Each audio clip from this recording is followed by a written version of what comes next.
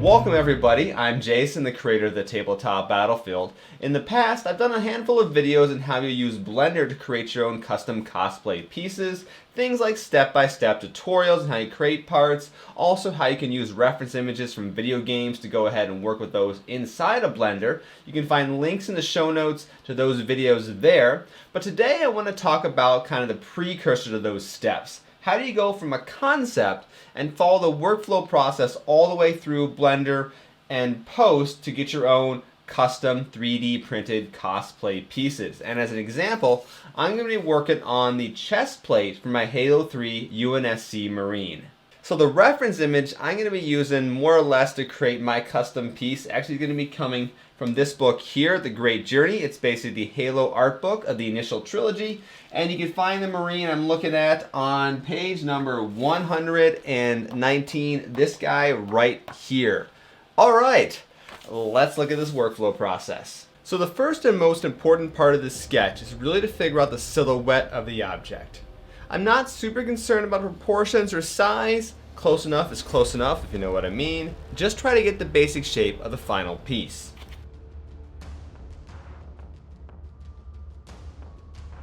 For the marine armor I'm looking at, there's roughly 3 parts to it. You've got the middle part, which kind of runs down the sternum, and then you've got a separate part off to either side. Now this piece does appear to be mostly symmetrical left to right, so I can really only sketch half of it and get away with it. The main feature of the silhouette is the side pieces. They start a little bit lower than the centerpiece, and they end a little bit lower in the body than the centerpiece. So I've got the rough silhouette done, at least half of it anyway, because I'm going to mirror the thing in Blender. But what I'm going to do now is kind of finalize the silhouette, get some nice dark lines where I think it should be, and then I'm going to identify key details that I want to capture in the 3D model. And that's going to be a combination of sketching and kind of filling in some words and descriptors just so I know what I need to do come modeling time. Alright, so let's go through some of the details here of the armor. Now, there's some slight curves to the armor panels. Those are going to be kind of fun to model in Blender. And then on the topic of more curves, you've got this piece right here, which is like kind of a little bit elevated at the chest plate. And well, this whole area slopes out a little bit. And then there's some sort of detail up in here.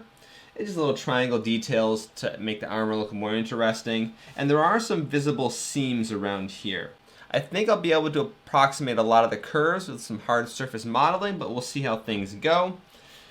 And then on the side pieces, the more interesting parts are going to be one, this little depression right here, which is some sort of strap system to carry pouches, ammo magazines, grenades, things like that. There's several of these details all over the Marine. It's some sort of United Nations system they have in the Halo universe for carrying their gear.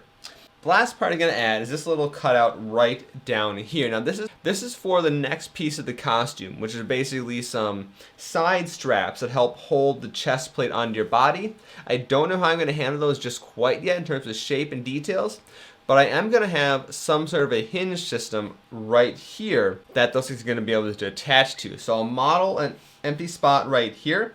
I will build in some sort of just kind of metal screw maybe, I don't know, something that can basically act as the axle of a hinge, and we'll deal with that in the future.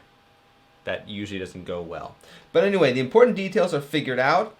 So the next step now is I'm going to take some measurements of my body, and I'm going to kind of fill in the measurements here on the piece of paper. I'm not going to do another to scale drawing, I'm just going to have the measurements written down.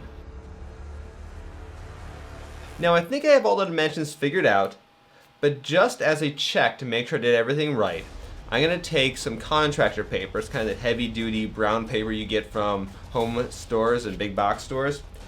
I'm going to trace out the dimensions on that, cut out the silhouette, and just kind of hold it up to my body to make sure it approximately fits the way that I imagine it would. So that's probably about the right size based on the reference images I have in front of me right here. So I'm fairly happy with what I got right here in terms of the size. There are a few small tweaks I'm making. I'm changing one value down here to get a little bit more distinctive angle, but that's really about it. Now before I jump into Blender, I want to think a little bit about how I need to break this model up, not only for 3D printing purposes, but also for practical use purposes. The obvious thing at this point is I'm going to just put a seam right down here and have 3 parts, where I have a side part, and then a middle part, and then the other side part. And what I probably will end up doing is actually not gluing these 2 pieces together. I'll have some sort of backing on them, which will let me get this little seam that you have right here in the model. And also, we'll let this piece kind of fold away a little bit from the center chest piece. That should make it a little bit more practical to wear without having to try to guess essentially the layout of your chest in Blender, you know. So I think that'll work pretty good. Now this piece here is going to be too big for my 3D printer, so I do got to cut it in half.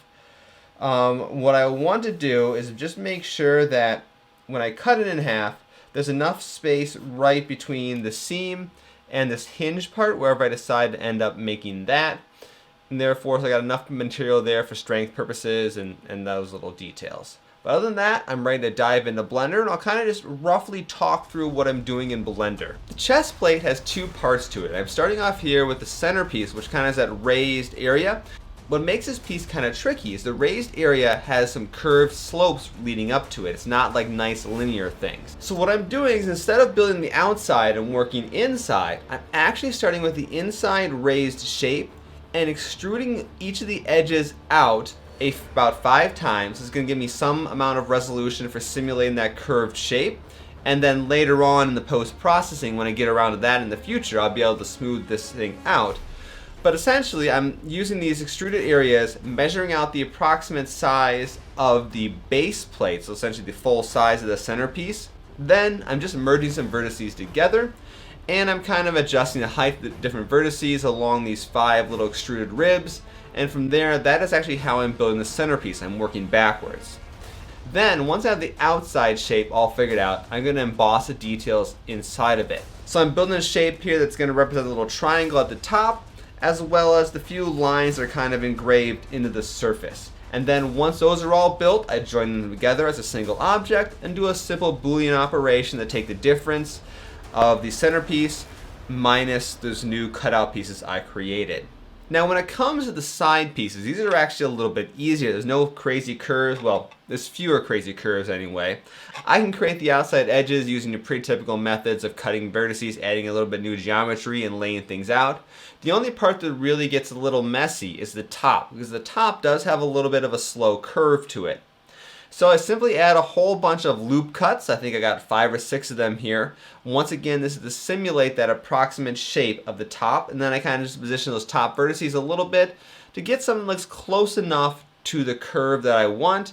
And frankly, there's enough detail here, and the piece is small enough, and people are going to be looking at it from far enough away that that curve is going to look good enough when things are printed out. But there are a few more details to this piece. There's an embossed detail that runs right along the edge between this piece and the center piece, and for that I'm just removing some faces and rebuilding the geometry a little bit and calling that good.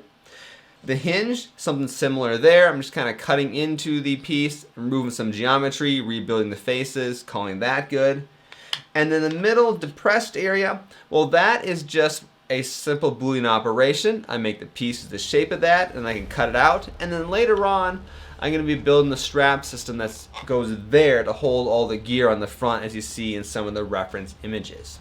So here are half the 3D printed parts for the chest piece. The other ones are sitting here in front of me as well, but I only have 2 hands and nothing's glued together.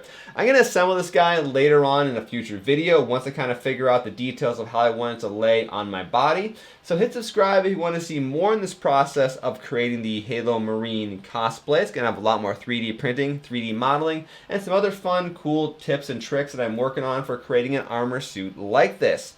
There will be a link in the show notes for the playlist for the rest of these episodes in this series. I've been working on it for, well, quite a while now.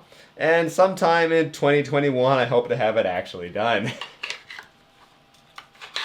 But until then, once again, I'm Jason, the creator of the Tabletop Battlefield. Thanks for watching, and have a great week.